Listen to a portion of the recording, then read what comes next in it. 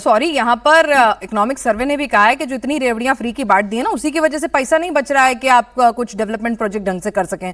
तो ये तो कम से कम आम आदमी की गलती मत बताइए कि उसे रेवड़ियां देखने की आदत पड़ गई थी। अब कोई बांट रहा है, दे रहा है, तो भाई आम आदमी क्यों नहीं लेगा? फ्री का किसको बुरा लगता है भाई, है ना? बिल्कुल, देखिए आम आदमी की गलती नहीं है इसमें, लेकिन जब ये जो प्रक्रिया शुरू हुई, ये रेवड़ी बांटने वाली प्रक्रिया शुरू ही नहीं होनी चाहिए थी ना। बावजूद इसके भी हमने अपने जो डेफिसिट है, जो हमारा डेट जीडीपी रेशो है, उसको हमने कम किया है। फिस्कल डेफिसिट का जो टारगेट था, हमने उसको तकरीबन 9 से जो 4.5 पे लाए हैं। बावजूद इनके भी हम वो कर पाए हैं। तो सोचिए, अगर हम ठान लेते हैं, क्योंकि हम जितने भी विकसित देशों की बात करते हैं पिनाज जी, वो सारे विकसित देश एक बार के लिए तो फॉरवर्ड पुश वहां की जनता ने ली है, जो भारत को भी लेना पड़ेगा अगर वो एक बस यही है कि जब सरकारें शुरुआती साल में पेश करती हैं तो विजन वाला बजट पेश करती हैं, और आते आते वो विजन जो है वो पॉपुलिस्ट बजट में तब्दील हो जाता है। अवधेश जी, क्यों इतना पेशेंस? अर्थशास्त्री तो रख सकते हैं, लेकिन विरोधी तो रखेंगे नहीं। आम आदमी रखेगा क्या? नहीं, विरोधी अर्थशास्त्री क्या कहते हैं या हम पत्रकार लोग, एनालिस्ट लोग क्या कहते हैं, उसके परे मूल मायने है कि भारत के सामने जो इस समय वैश्विक आंतरिक चुनौतियां हैं और जो देश की आवश्यकताएं हैं और जो लक्ष्य है अगले 25 साल की दृष्टि से, उसके अनुरूप बजट है कि नहीं। किसी बजट की वही कसौटी होती है। वित्त मंत्री ने अपने बजट भाषण के आरंभ में इसकी 3 कसौटियां बनाई थी, जिसको उन्होंने 3 कर्तव्य कहा था।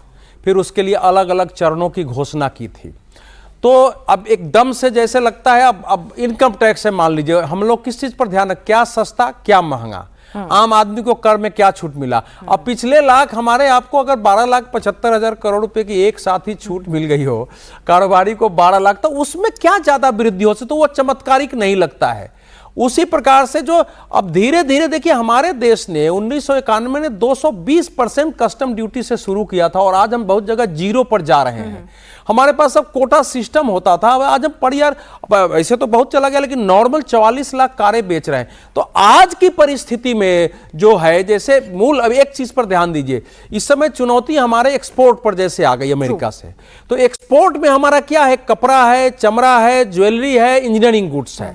यूरोप के साथ हमारा पैक्ट हुआ है और साथ साथ उसमें एक मोबिलिटी पैक्ट हुआ है। तो उसके अनुरूप आपको जिन जिन देशों से किया है, ब्रिटेन से, ओमान से, बाकी से, कि जो कपड़ा और हस्तकरघा का मिशन शुरू हो रहा है, उसको डिटेल में आप देखिए कि उससे क्या होने वाला है देश को, उससे किसको लाभ होने वाला है देश भर में, और वो इतने हब बनेंगे और कपड़ा निर्यात में के लिए प्रोत्साहन का जो उसमें विषय है, उसी प्रकार से हमारे यहाँ जो इस समय जैसे विरासत जो तीर्थ क्षेत्र है, मूल बात है, तो उसमें अगर चीन करके 200 ऐसे विरासत स्थान चुने गए, 7 ऐसे ऐतिहासिक प्लेस है जिसके लिए विशेष कार्यक्रमों की घोषणा है।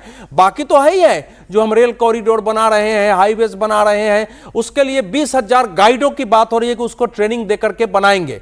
तो यह नहीं है कि इस बजट में ऐसा कुछ नहीं है। एग्रीकल्चर के क्षेत्र में भी जब साफ घोषणा हुई है कि इस बार जैसे सेवा क्षेत्र है, एग्रीकल्चर क्षेत्र है, कि एक्सपोर्ट में 10% हमको धीरे धीरे सेवा क्षेत्र को लाना है अपने देश में, और उसकी दृष्टि से शिक्षा का उस ढंग से हम चलिए, तो यानी कि इस बजट में आपको इमीडिएटली ऐसा कुछ नहीं दिखेगा कि भाई ठीक है, आपकी जेब पे कल से आपको इतने पैसे का फायदा होना शुरू हो जाएगा। लेकिन जो ये बजट है उससे निश्चित तौर पर जब अगर आपका एक्सपोर्ट बढ़ेगा और तमाम चीजें, महंगाई पैसे 1.7%, 8% के आसपास खुदरा महंगाई दर है।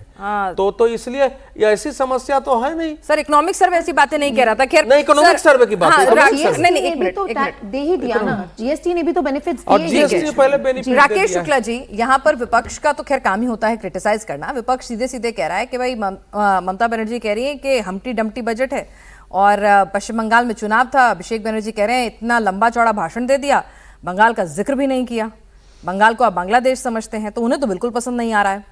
देखिए, पिछले बजट में जब बिहार और आंध्र प्रदेश को दिया गया तो भी आपत्ति उठाई गई थी और आलोचना की गई थी, क्योंकि ये चुनावी राज्य है, इसलिए इनको फोकस किया गया है। और इस बार यदि